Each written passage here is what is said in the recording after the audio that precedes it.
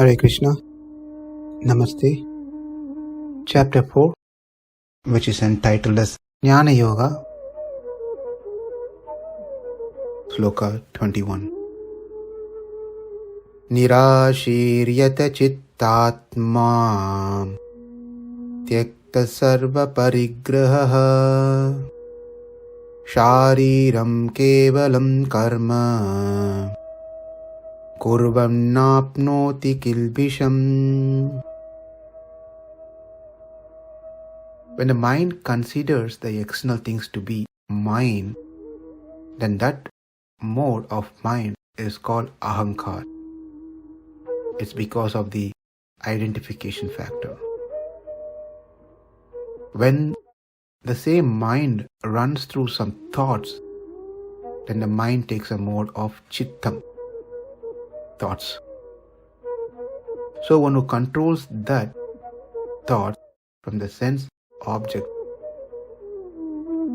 and controls the determination of wanting to enjoy the sense object and placing the determination of the buddhi into the self, then that is called yata-cittātmā. So what this person achieves by doing is, through his dhriti, determination in his buddhi, he gave up or gives up the enjoyment of the senses, nirāśīr. Through his mind, he gives up the thought that these are mine, the senses, the body, the matters, external matter. So by that, the ahankara has been addressed. Thought on the senses are controlled. Therefore, the chittam is under control. Yata-cittātmā. Śārīraṁ kevalaṁ karma. So, there are 4 things that we need to understand from this. Śārīraṁ kevalaṁ karma. Number 1, actions only for the bare necessities of life. Whatever is needed, the basic necessities to maintain the body, śārīraṁ, like sleeping, eating, whatever. Other than that, no other activities which are relinquished by the embodied person. Number 2, action free from attachment to the results, which is a product of intellect. That is, doing nishkamya karma.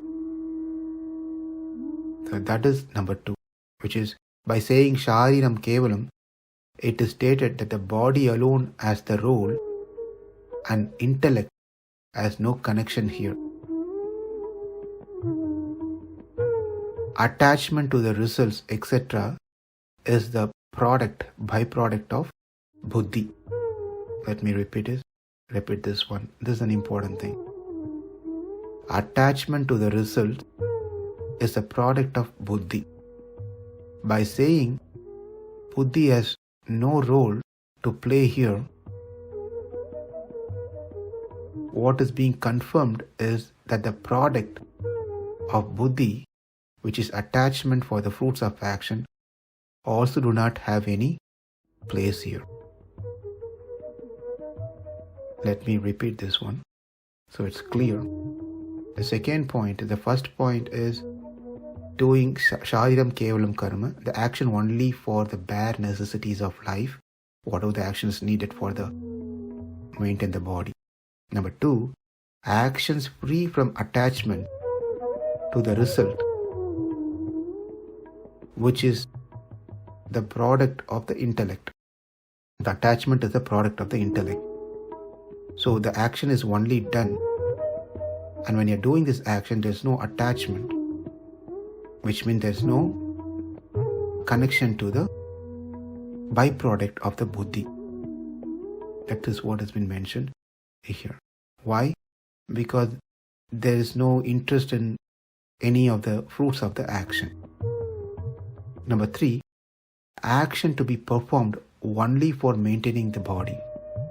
This shows clearly that action performed for attaining anything else is not the goal, like material benefits, going to heaven. And also it implies that those things will entangle one into the samsara, whereas the action just done for maintaining one's body will not entangle one into samsara. Śārīraṁ kevalaṁ karma. And the fourth point is, since it says śārīraṁ kevalaṁ karma, that means there is no intervention of jnana yoga. From this phrase, kevalaṁ śārīraṁ, it is seen that controlling the mind, which is difficult from the body, is not being spoken here, because the focus is on the body, maintaining the body.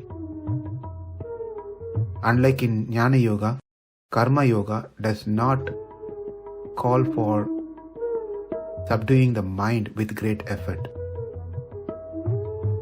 So it is thus established that without getting involved in jnana yoga, one can attain the vision of self through nishkamya karma, or karma yoga in Krishna consciousness itself.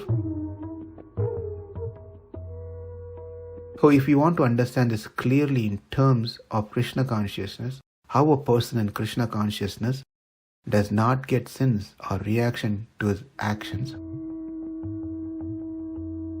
First, this person thinks that, knows that he understands that he is part and parcel of Supreme Krishna.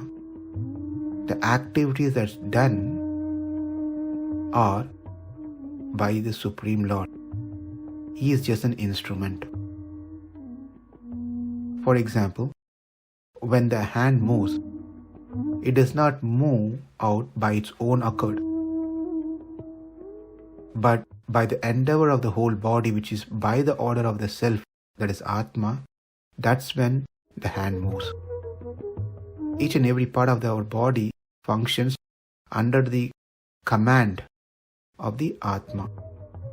Likewise, a Krishna consciousness person, and being understood that he is part and parcel of Krishna, does actions as desired or endeavored or ordered by the Supreme Lord for his pleasure, Krishna's pleasure.